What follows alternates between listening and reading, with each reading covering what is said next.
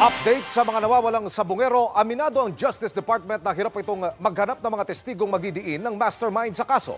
Eksklusibo ko namang nakaparehang ang ilang kaanak ng ilan sa mga nawawala. Yan sa sanib puwersa naming tinutukan ni Ian Cruz. Higit isang taon at 3 buwan nang nawawala sina Edgar Malaca, Ricardo Sacdalan, Alex Quijano, Teddy Javier, Jonalyn Lubugin at magkapatid na sina Jeffrey at Nomer Depano. Nagsabong ang grupo sa AA Cobra Game Farm sa Barangay Tangob, Lipas City, Batangas at mula noon ay hindi na nakita. Sabi ng ina ng magkapatid na Nomer at Jeffrey, bukod sa walang araw mapagkunan ng informasyon, hindi pa rin umuusad ang kaso. Wala pang natutukoy ng mga suspect ang pulisya. Paano kami magkaso kung wala kaming lead? Sino ba maghahanap ng lead? Kami pa ba po? Wala kaming makakayanan. Kaming mga pamilyang nawalan, pakiramdam namin parang walang tumutulong sa amin. Marami ng mga kaso ng iba, naresolba na nila, pero yung amin hindi pa hanggang ngayon. Napakasakit naman nun, sir. Tahimik lang kami pero masakit sa damdamin namin. Lalo na ako, 2 anak ko. Buti nga po sa ngayon, sir, andyan kayo. Mangangalampag na naman tayo, ika nga. Tinitiyaga ni Aling Fe na bumiyahe ng 3 oras mula Bulacan sa kada may case conference ng mga missing sabungero sa DOJ sa Maynila. Sa pag-asang darating ang pagkakataon, lilinaw din ang lahat ng ito. Masakit. Hanggang ngayon, napapanaginipan ko sila, sir. Humihingi si Nomer ng tulong. Sabi niya, Mama, gusto ko nang umuwi dito. Hirap na kami dito. Ano ibig sabihin nun, sir? May mga umuugong pa rin daw ng mga balibalitang sila'y babayaran kapalit ng pag-atras ng demanda. Yung balita na yon, totoo man sa hindi naman kami magpapabayad. Parang iniinsulto naman kami ng gusto porque maliliit lang kaming tao.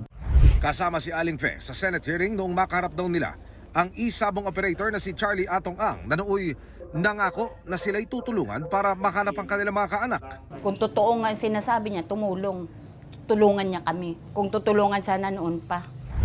Sinusubukan pa rin namin kunan ng pahayag si Ang para naman sa ina nang nawawala ring si Edgar Malaca. Malinawaan niya sa mga ebidensyang nakuha kung saan naganap ang krimen. Para sa akin po ay maliwanag na sa sabungan nawala yung anak ko. Huwag nilang sabihin na hindi nagpunta ng sabungan. Huwag nilang sabihin na nakalabas na. Dahil ito po ganito, pag lumabas sila, iniiwan na po doon. Madalas daw magpakita si Edgar sa kanyang panaginip. Malapit na tayong magkita, nanay. Yun po ang sabi niya sa akin. Kaya sa puso ko po, buhay ang anak ko. Kung buhay pa sila, sana naman pakawalan na nila para naman makasama namin. Dapat naman sana bigyan mo naman ni Secretary Remulla ng pansin, pagtuunan niya itong kaso neto. Lolo Edgar, nami-meet na ita. Gusto na ito yakap. Gusto ko na siya wake up. Muli namang nagtungo sa Department of Justice ang ilang kaanak ng mga nawawalang sabungero.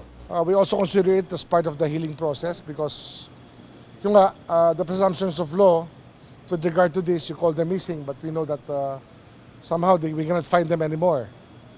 And we have to move forward and treat them as already death investigations. 3 kaso pa lamang ang naisampa sa korte habang 5 pa ang hindi nareresolba. Marami pang insidente ng missing sabungero ang patuloy na sinisiyasat.